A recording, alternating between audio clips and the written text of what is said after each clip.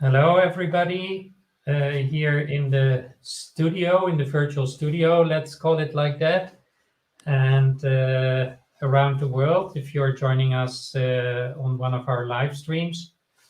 This is the Land Purpose Forum, session number 12, and we have here three people from different parts of the world who will share a 1 hour discussion,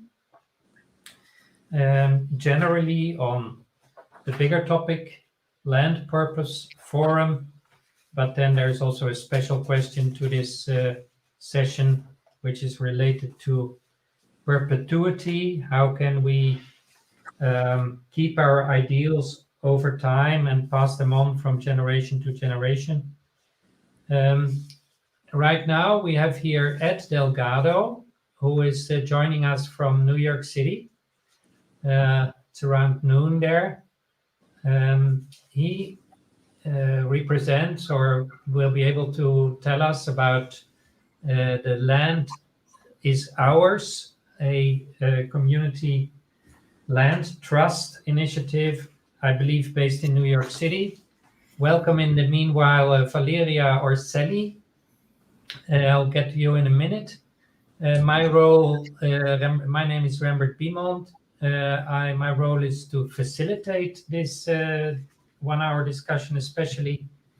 And I am based in Sweden, but the organization I'm especially affiliated to is based in Switzerland, called the Edith Marion Foundation. Going back to Ed Delgado, I think it is important for you, Valerio and Mara, that you know that Ed Delgado is blind, so he cannot see us. We can see him, and I will try to integrate that in the best possible way, that he also can join us in a good way and contribute with his contributions. So there we go. 1 hour of discussions.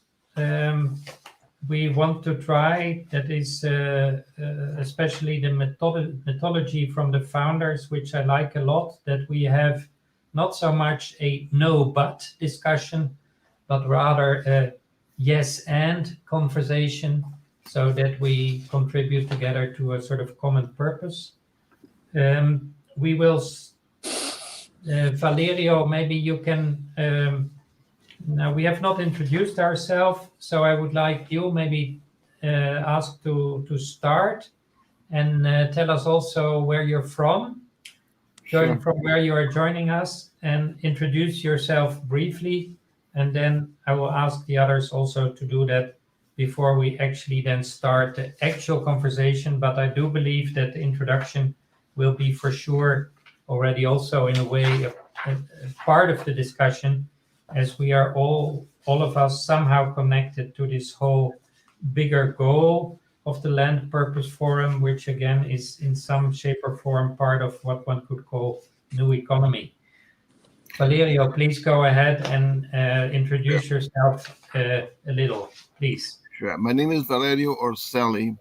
I'm the project director of This Land is Ours Community Land Trust. And I'm also a founding member of the Cooper Square Mutual Housing Association and the Cooper Square Community Land Trust. The Cooper Square COT is one of the longest existing COTs in New York City, and also one of the most successful ones. And I'm looking forward to a discussion in which we can talk about land ownership remaining public, and being part of the social equity that we can help to build to promote economic development and permanent housing affordability in New York City. I am in New York City. Thank you so much. So I'll go to the lady, Mara Sandrasekaram, if I pronounce your last name right. And please introduce yourself. Yeah, good evening from Berlin. So we have already 6 o'clock here. My name is Mara Sandrasekaram, and I'm founder of a development company which is called Urban Evolution, and we're based in Berlin. Actually, we are a very young company, but we started the biggest private real estate project in Germany. So I'm very grateful for being a part of this conversation today, because obviously, as I'm running the biggest private real estate project, we are talking about a lot of those topics of ownership and also how to develop those kind of areas. I mean, we are holding 280,000 square meters and be still part of the city. So I'm very excited to exchange knowledge here and also maybe future visions. Thank you. And I understand you are originally from India and from Sri Lankan heritage, correct? Yes. Okay. Yeah, but I'm born in Germany, so I'm, like my friends say, I'm very German, but I don't look like that. And of course, my heritage is still a huge part of my life. Thank you very much. Ed Delgado, also from the Community Land Trust. May I ask you also to introduce yourself, please? Sure. My name is Ed Delgado, but most people in the movement, in the housing movement, knows me as Tito. I'm of Puerto Rican descent, and I've been involved in housing for about 40 years now. I work very closely with Valerio. I'm a member of This Land is Our Land. This Land is Ours. I was also involved in Cooper Square Community Land Trust, as Val stated. It's probably the oldest community land trust in New York City.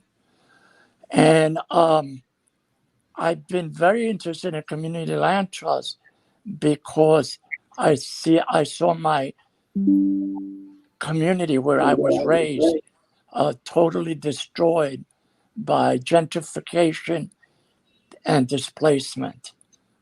So when I learned about community land trust, I really was attracted to it because it's a way of holding back the speculators.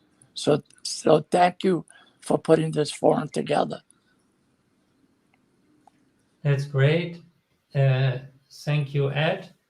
I can briefly then also, my role is mainly of facilitator, but I am a board member of the Edith Marion Foundation based in Basel, Switzerland, which has been a organization founded in the 1990 by 3 then students with a very small amount of money. So it was not a foundation who started with money, but with an idea. And the idea is to own land and buildings based on purpose and not on speculation.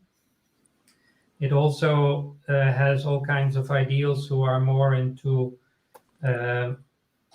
how can working and living be integrated in a good way, multi-generational housing projects and so on. Foundation has been very successful. We now have multiple 100 projects, not only in Switzerland, also quite strongly in Berlin and other places.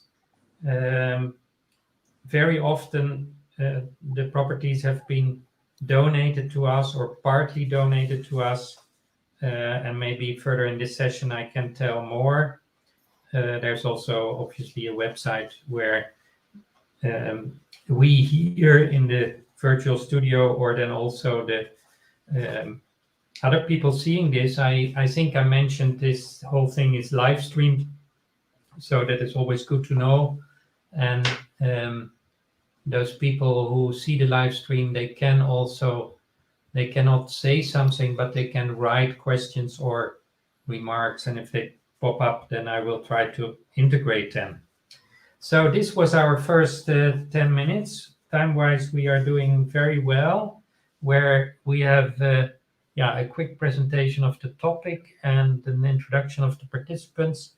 now we go a little bit further into the topic, and there we have been given the tasks to somehow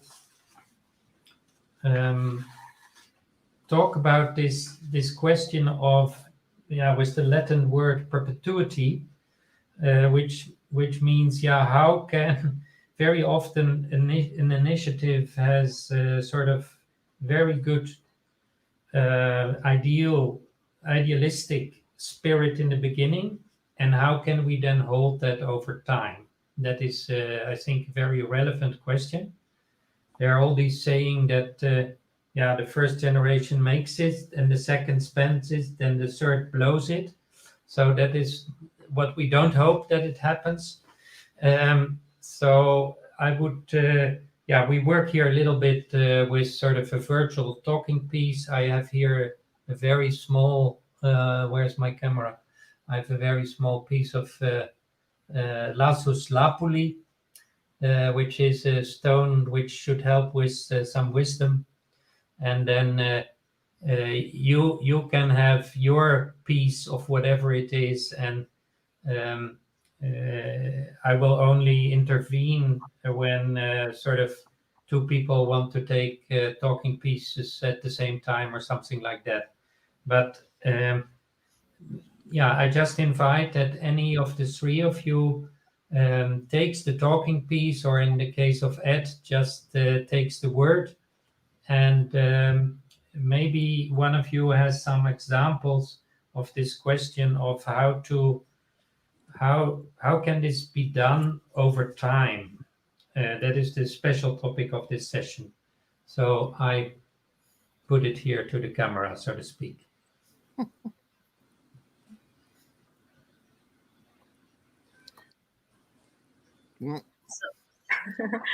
So I'm surely starting with my thoughts on that question. So as I'm going through this process right now with exactly diving deeper into the topic, not to just build something which stays for a while and maybe dies before I die, I came across the thought of building this place based on participation. Means involvement with several layers of organizations which are already existing, people who live there around this property, also building an own community. I mean, I'm coming from a culture where community has different values than in general. So for me, this involvement into this piece of land is more about that people have a personal relationship with our project.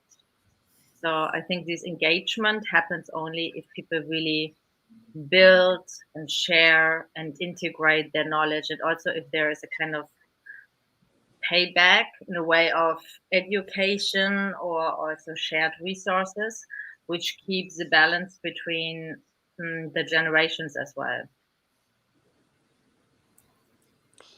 So this is Tito or Ed. Can you hear me? Yes. Yes, go ahead. Good. So we find that the hardest part of this is obtaining the land. But once we do that, we set up a community land trust, which would keep the land, in our case, the buildings where tenants live in place. This is done through a structure that I don't know if you're probably all familiar with, which is that the community land trust owns the land, and the tenants will either own the building or shares under a cooperative plan, or they will be tenants from a corporation, non-for-profit corporation. they certainly would have a say in how the building is run, but they cannot have a say in any type um,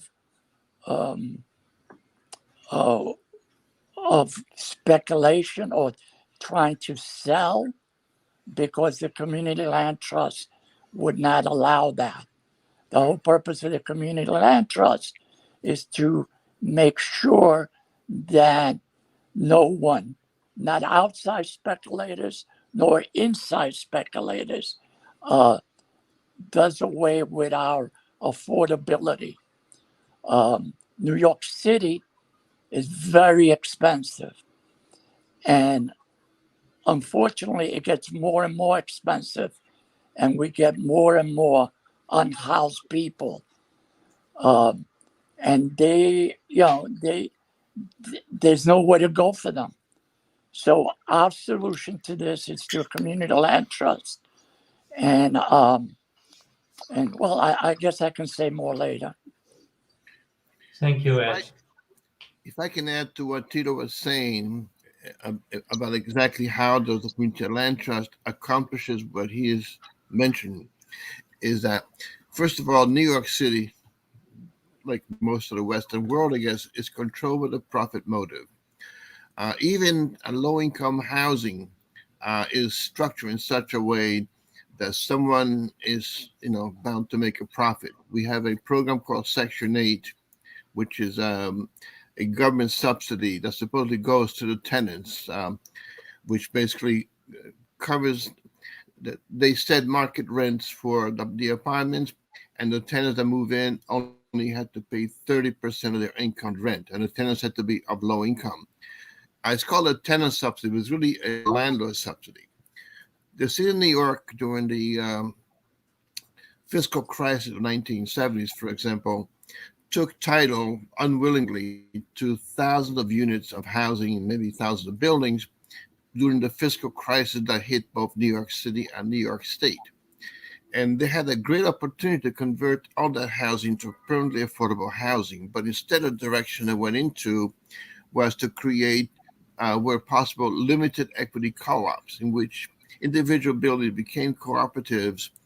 And after a certain amount of time, the tenants could sell their shares and make a nice and healthy return on their minimal investment. They purchased shares initially for $250, which means that in the long run, or even in the short run, I'll get to that in a moment, the housing that was said to be low income did not remain low income for long.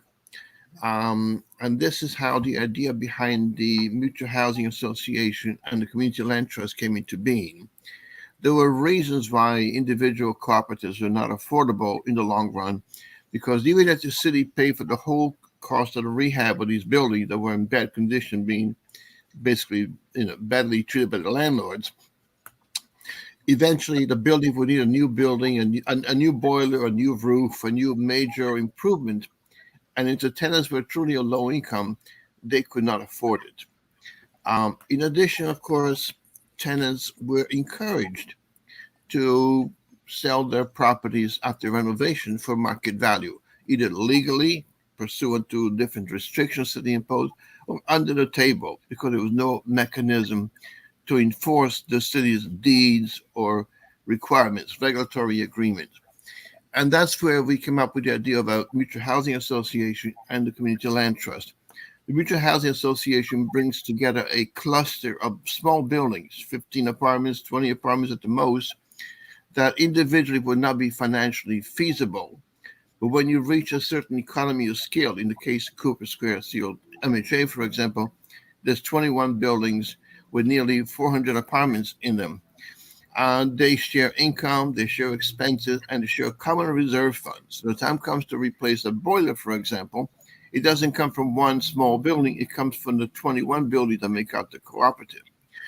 The other problem has to do, though, the boards of these HCOCs are not always fiscally responsible, and they don't always follow the rules. They try to sell apartments under the table.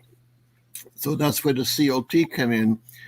It has a role on the board. It has people on the board of the cooperative, and it also owns the land pursuant to a 99-year ground lease. And pursuant to the ground lease, the COT, if it feels that the MHA is not fulfilling their fiduciary responsibilities, it has the power to intervene and actually remove the board to bring it back into compliance. And that is what is needed in order to ensure long-term affordability. And to go back to something that you said initially, Rembert, this responsibility is multi-generational. And if I could say we had a blind spot when we created the local COTs, we were not fully aware of that. And we have not done enough to generate new leadership as the original leadership ages out. Yeah, I think we have a very, very interesting point there, which has come into our organization now also more and more.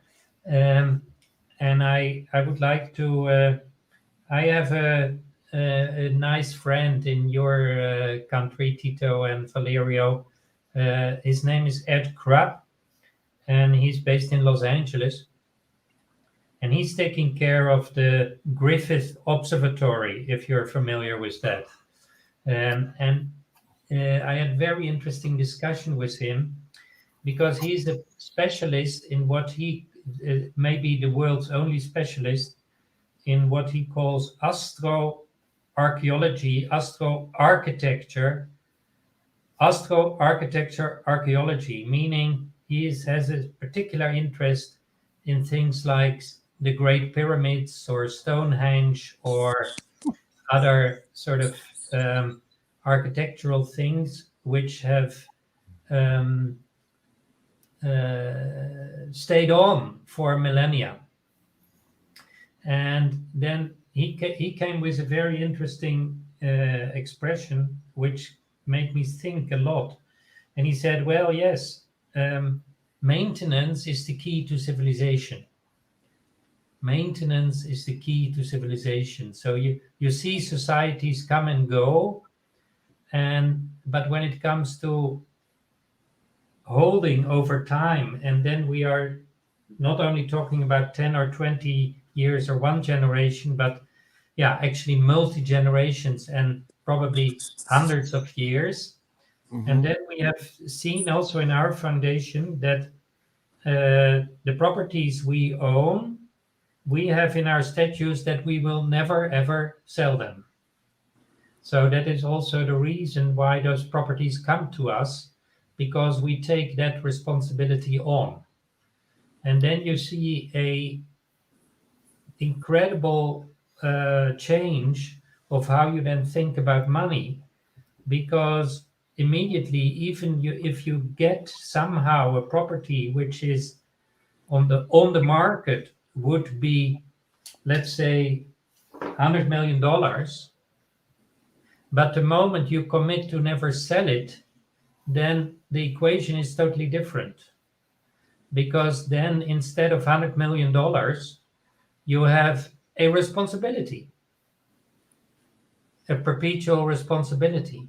I could give many examples of that. It comes also with people who own fantastic artworks, but committed to never sell them. Then at once it is not worth anymore anything in money. It is just a task. So I think it was very, very interesting what you said about this whole question of, how do we then train new generations of stewards? How can we have enthusiasm into that and understanding for the ultimate purpose of an organization like your organization, or Mara or Valerio and Tito? So I would like to bring in, because that is especially our purpose a little bit, how can one look really over these long periods of time? And then you get sort of an interesting swift, and you still have to take care of the boiler breaking down, obviously, but you come into a whole other equation, and maybe later on I will tell also some more of my thoughts about that. Anybody takes it from here again. I like to jump in. This is Tito. The wealth that you gain from the building is not monetary under the CLT. The wealth that you get from the building is a quality of life, a guaranteed home, an ability, because it's affordable, to do other things like a vacation. This doesn't exist in many cases because in New York City and probably most of the country, the income for an apartment is almost half your income, almost half your rent. So the wealth of a CLT owned building or run building will be social equity. It gives you and the community a better quality of life because you're stabilized and you can, grow up in this area. You can go to school in this area. You're not pushed from place to place. So that's the way I see wealth.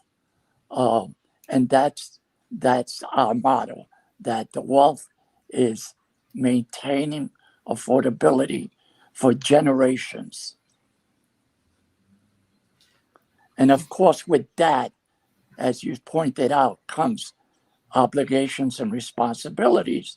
And Valeria mentioned economy of scale, which means basically that you got to keep on bringing more and more buildings into the program to make it viable.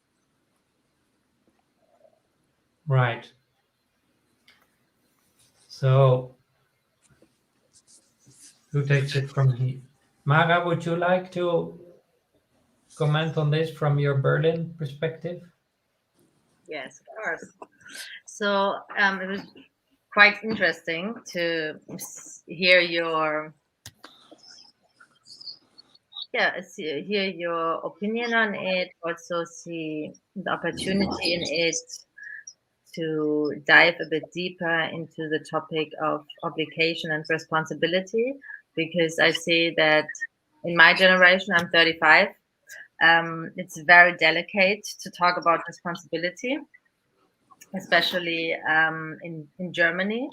So, but I see, and I do see with the younger people who are starting to work for us, that there is a huge obligation and also responsibility for more than material wealth, or also be striving for success, striving for having more, and the longing for actually like a very healthy life. They don't want to work anymore full time. So we have students who are like, yeah, of course we work 5 hours a week, and we're like, okay, we can't hire you. And now we started to understand that this quality of life, which we want to build on this property, starts with each person and their values as well. So I can totally see that with to really think about the topic of wealth, what that means, and how we can also kind of use it to express more the direction of how to get the generations more together. I really like that. Right. For some people that live in Germany, I want to know, do you have any experience with the social housing programs that I've been reading about? I mean, I recently, a couple of months ago, read about the government taking possession of many housing units owned by a huge developer and creating social housing. Does anybody know about that? Yeah, actually, we had a voting in Berlin. It was about the ownership, and that it's only allowed to have a certain amount of apartments for a private investor. And also this law about bigger companies who are owning buildings is also in progress. So I mean, I see both sides, the one side is friends of mine who they own like 30, 60, 70 apartments, and they own that money and they invested in, and now they have to kind of sell it. I mean, they sell it for maybe more than they bought it, but still there is the voting was pretty clear. It was 63% in Berlin which voted to change it by law, that people who have more than 30 apartments have to sell what they have. So this was interesting to see politically, also in society, how the media use this topic as well, because I mean, media don't want to kind of blame people with money, so they kept it very low. But there was a huge discussion in Germany, and I really liked it that this came up, because we have not enough apartments here, affordable for most of the people. And I mean, you have this problem since years, and I'm happy that we saw this problem coming up to protect also the art scene and the people who are not striving only for money. I would love to emphasize a little further on this, even if it might sound all a bit philosophical and far away, but I have some interesting stuff here which might be really interesting, as we are from different continents.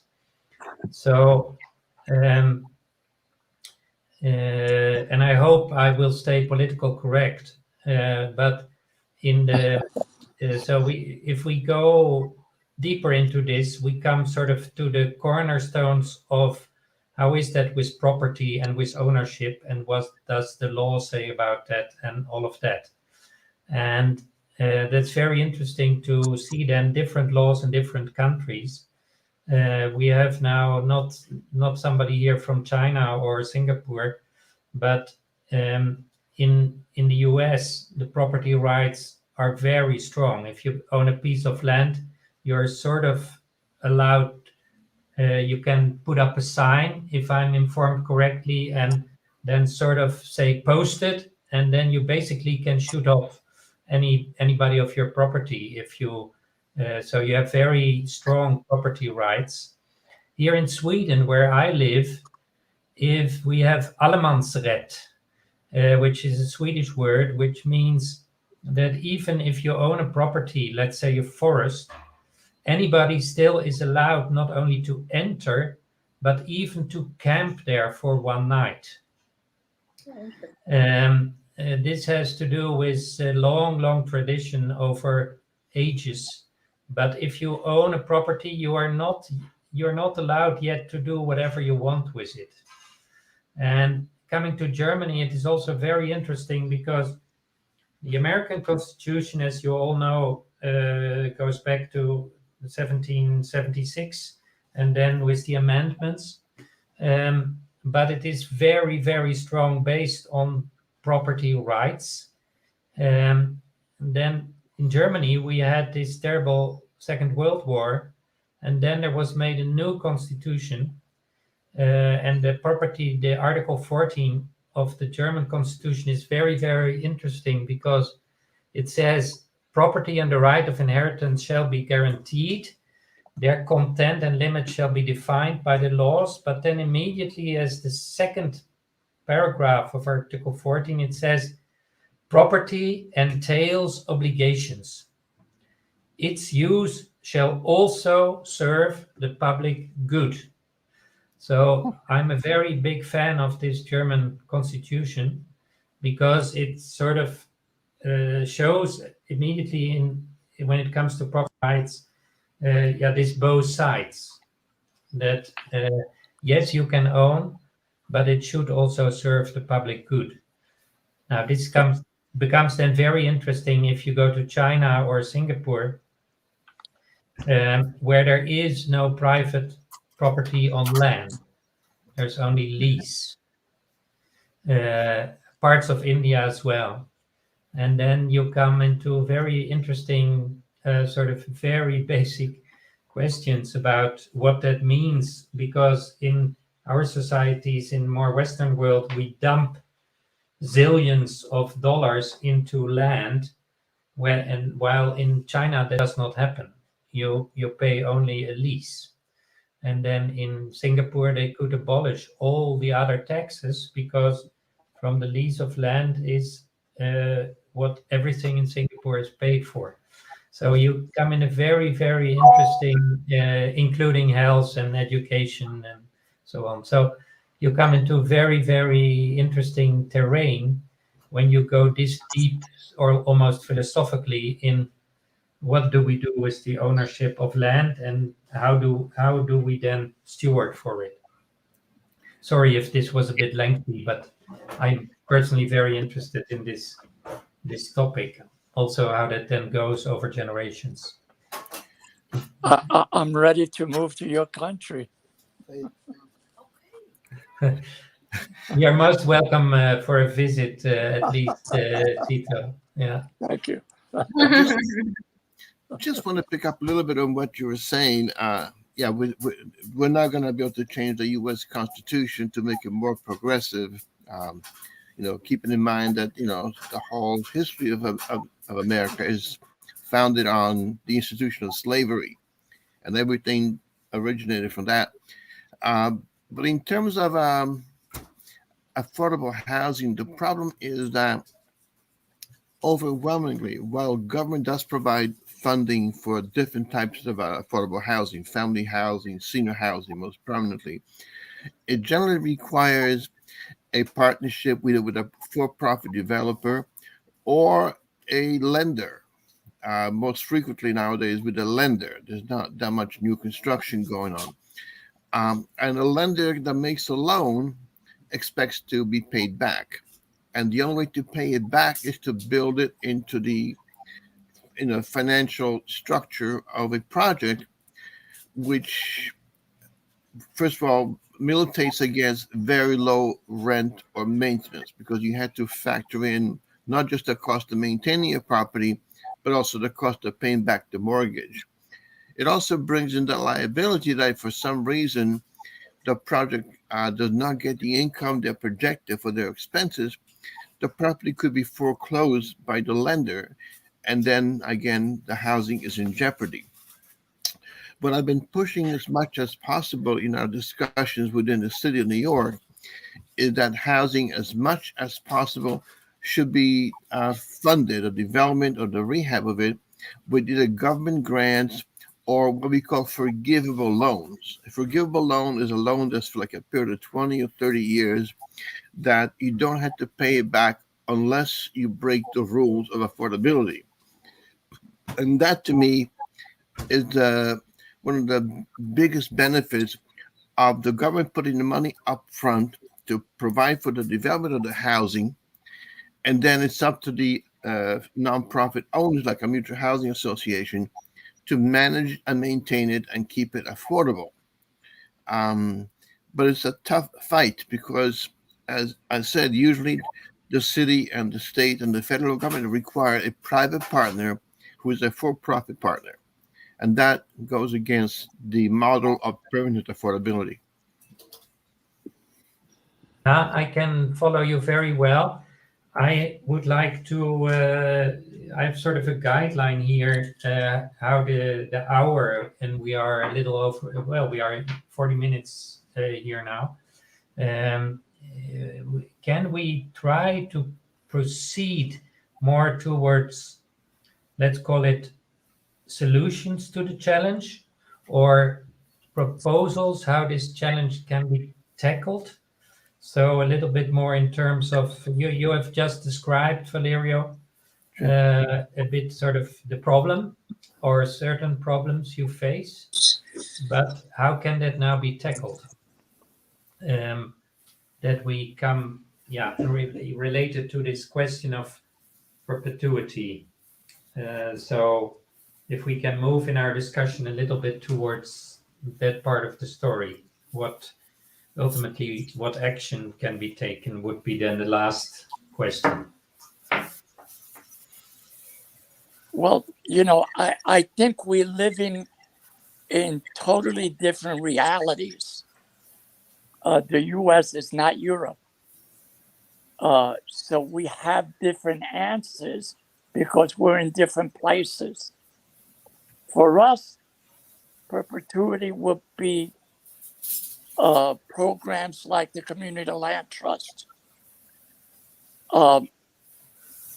You guys already have a much stronger welfare state than the U.S.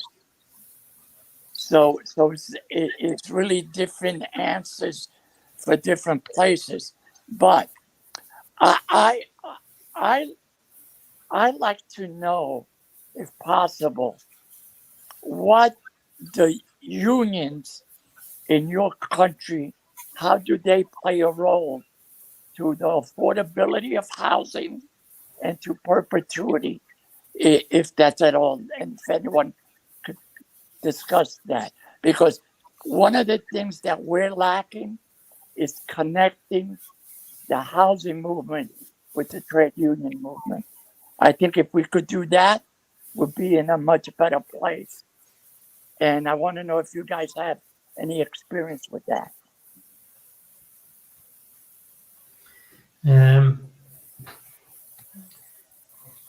I see Mara shaking your head.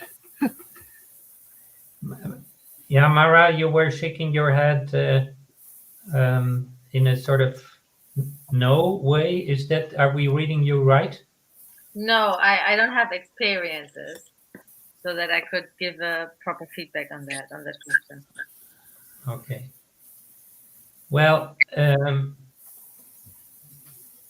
yeah, I have not a good, precise answer to your question, Tito.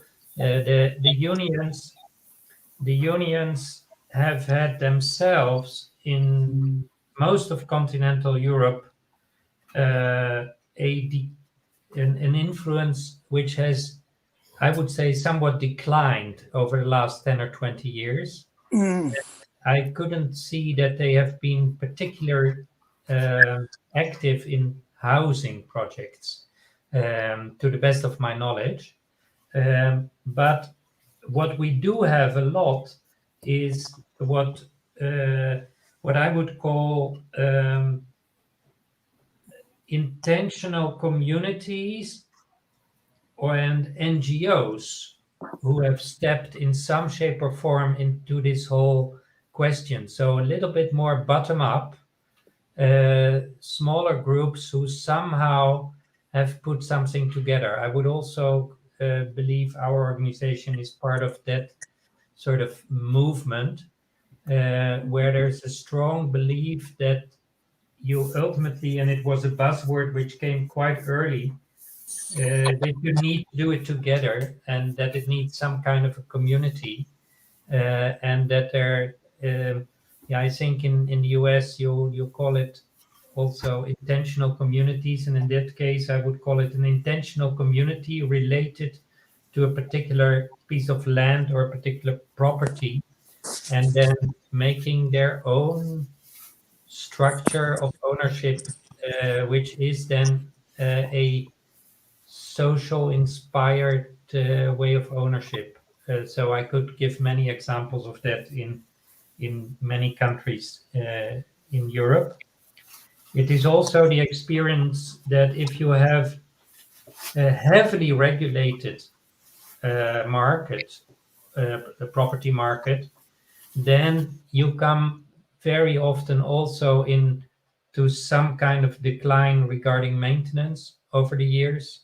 And you also come into long waiting lists and other problems like that. I could give many examples of that in Sweden, where there then sort of comes things which you also have mentioned, Valerio, that you get of people try to work around it and have then sort of what we call second degree contracts and all kind of stuff. So I am a very strong believer that if the people who are very close to the house or to the land, if they have a strong role, that is usually very beneficial for the long-term of this property. Yeah. So So that was a little bit the answer to the question of the unions, but and also to where I see that if people take it in a way into their own hands, but with a good portion of idealism, and then sort of see themselves rather as stewards for a building or a land, and not as speculators who are somehow looking, can I make a good portion of money out of it for myself or for my children? Then you get into very interesting terrain. I think the essentials for permanent affordability are relatively clear. There has to be a large infusion of government money to pay for the cost of building the housing or renovating the housing. There has to be an economy of scale in terms of the number of units involved, because in order to share income and expenses, there has to be a sufficient income to meet the expenses, plus also create a common reserve fund for the long run, where a new boiler has to be put in or a new roof. And then it has to be a stewardship role that will be exercised by a body like a community land trust, the representation on the board of directors of the housing, that is able to ensure that they behave in a professional way and follow the rules, and with the power to enforce those rules by way of a ground lease. If those elements are contained, there is going to be less of a need, or almost no need, for additional government subsidies, because the house will be self-sufficient and the housing will remain affordable in the long run. But lacking those ingredients, it's going to be a constant struggle to meet the cost of maintaining the housing, keeping it affordable, monitoring. The city does now, which relies on paper. You're supposed to provide financial reports to the city, or you have a deed that says you can do this, but you can't do that. But pieces of paper are not self-enforcing. That's the key role of a body like a community land trust that has feet on the ground, observing what is actually going on with the housing. Well, So, very interesting. You come with sort of number one, it needs a large infusion of government money, which means taxpayers' money, ultimately. And I don't know if that's possible in the US, but here in Europe, we have done social affordable housing without large infusion from government money. So there are many examples here of where that could be done, where that it has been done. Just as to put that next to it, but as Tito said earlier, might be because we are on another continent, but I do believe that also there are smaller organizations also in the US who have been trying.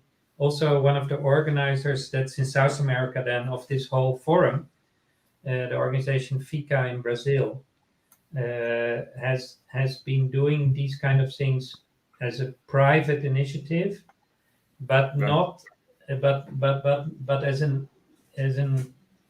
as a purpose-driven organization, not as a money-driven organization. So ultimately as a foundation or a trust or an association or something similar.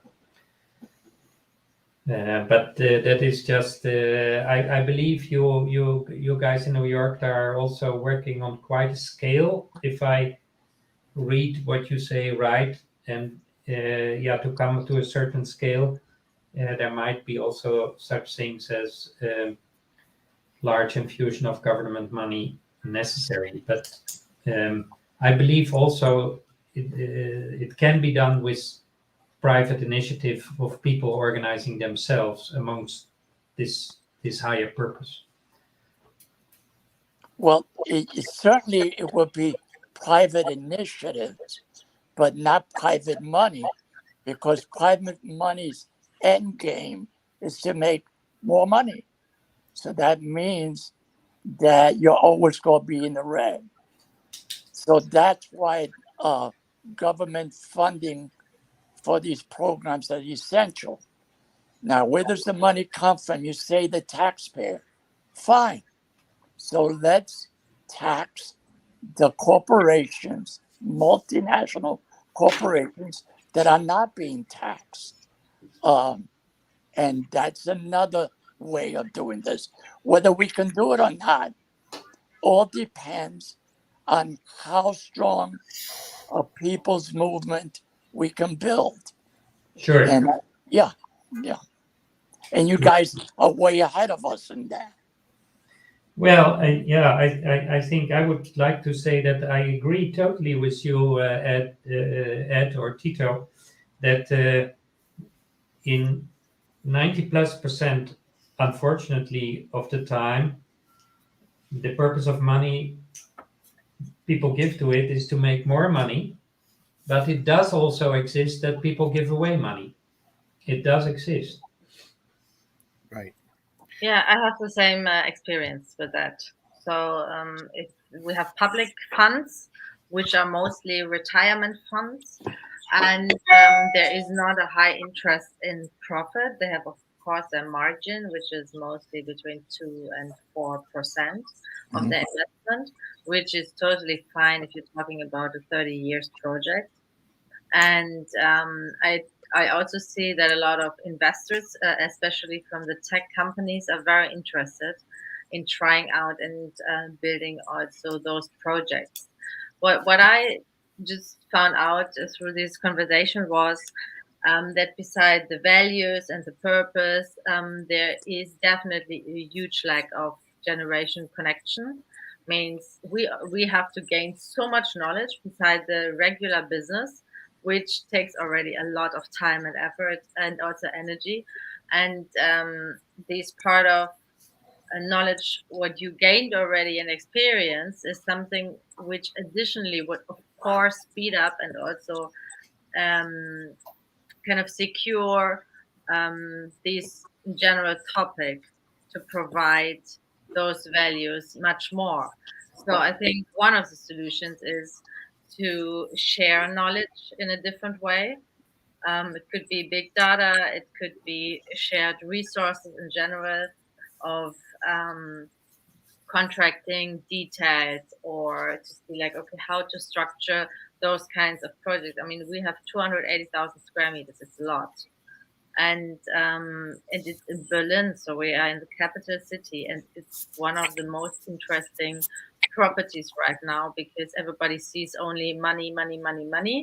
The people who want to be involved in mostly, and the people, of course, who are investing in it from the outside, not the trust fund, is it's really like a small gap of how to keep it together without losing the orientation, because it makes sense.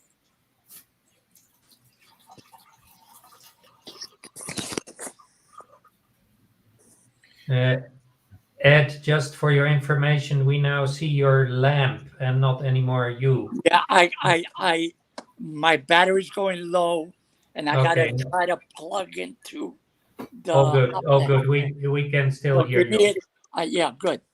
So let me We try. can still hear you. I just want to make sure you're still there.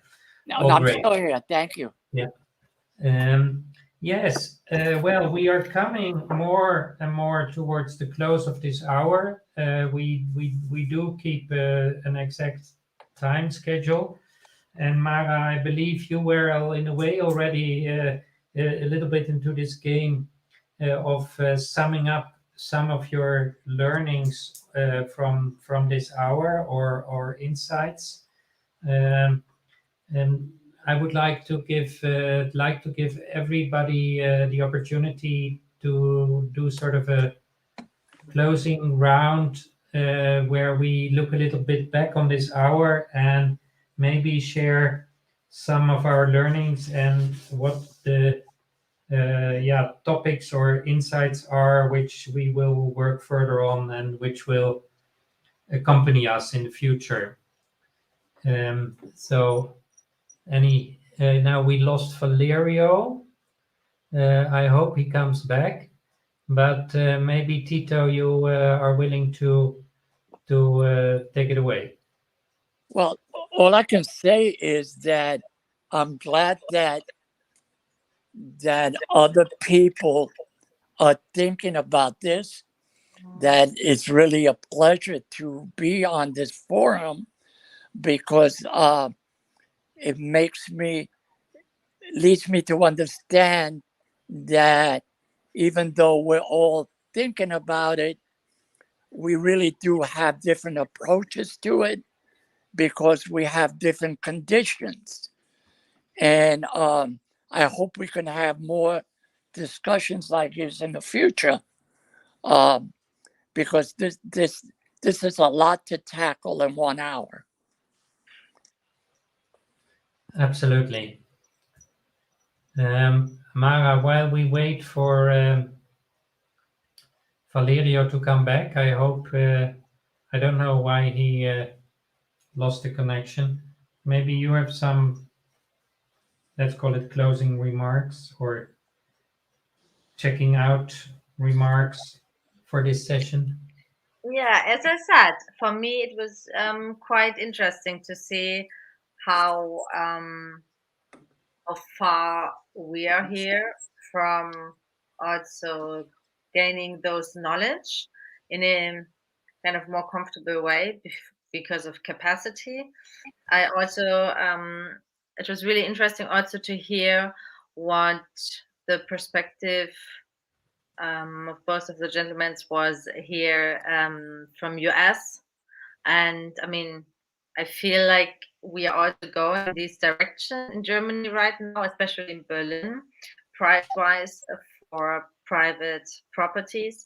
And it was really interesting to see also the that you mentioned the German law, which I will definitely dig deeper into, because I think this is one of the arguments to represent in general this topic in a different way to investors. So thank you very much for sharing your well-gained knowledge with me today. Yeah, thank you very much. I was not fishing for compliments, but we all learn from each other. And I do believe that sort of from an almost philosophical point of view, I'm a very strong advocate of what one could call a middle way, because I think history learns us that let's stay with housing and land ownership, that in sort of hardcore state communism like we had it in the Soviet Union, it did not really work because they tried it for a very long time. And you see that the other extreme, which you have quite a bit in the Western world, South America, also North America, then you come into this also very extreme situation of poverty and non-affordability, as Valerio and Tito called it. So I'm a very strong believer of sort of a middle way, but you have to be pragmatic somehow if you want to get something done. And at the same time, you have to dig into like almost the philosophical roots, and you come then to the cornerstones of how we think about things, as for instance property. I believe, I'm a very strong believer that it should be not the money and not the government, but something in between, which sort of creates a middle space for things like housing, of use of land in general. And because it is a limited resource, we ultimately have to look how we share it with the 8 billion people we are on this planet. Yeah, well, my clock says that it is 1900 there, Valerio, you came back. We had lost you for a short while. Yeah. It is 6 o'clock, but because you came back, which is wonderful, we'll give it a little extra minute. You missed now our sort of takeaways or checking out round. And if you kindly would share 1 to 3 minutes of your thoughts looking back on this hour and some of the learnings, then you're most welcome. Valerio. Well, I'm sorry I missed the last 5 or so minutes because I got disconnected somehow. I think we need to have more such conversations internationally so we can learn from one another what works, what doesn't work. With the ultimate goal, of course, I believe the ultimate goal should be the decommodification of the housing. In order to keep it permanently affordable, that has to be done. And a phrase that Tito mentioned needs to be emphasized more. Not that there should be no equity in any project. There should be equity, but it should be social equity that promotes the common good as opposed to the individual benefit. And that is what I have dedicated myself to in my small way in our community. And I hope that we can spread that around internationally. I think we need that. I think I'm going to say a radical statement in this country is radical. I don't believe it's so radical anywhere else. And that is housing is a human right. And we need to establish it across all the borders. Right. And we need to do that long term, and we need to do that in a sustainable way, and without many challenges. I like very much. I don't know if you are familiar with that, but there are some efforts that gross national product should be replaced by gross national happiness, like in Bhutan, or similar concepts like they have adopted in New Zealand. Maybe it should be called gross national meaningfulness. But I agree that a roof above your head is absolutely a human right, which we have to provide for each other in some shape or form. Yeah, I do believe we have come here to the end of this hour-long session on perpetuity. I would like to say thank you to all the participants, and I have no clue how many people were actually viewing us from somewhere else or will later do that. But thank you all, and I strongly believe that the organizers of this forum, Land Purpose Forum, which we were one from 12 sessions. I believe we were the last. And I believe at some point all the sessions will be made available online so that you can have another look at them. And I think we leave it here. I thank you all very much. And I believe either the moderator in the background or we ourselves will click on the Leave Studio. And I say goodbye and thank you. Goodbye. Thank you very much. Bye.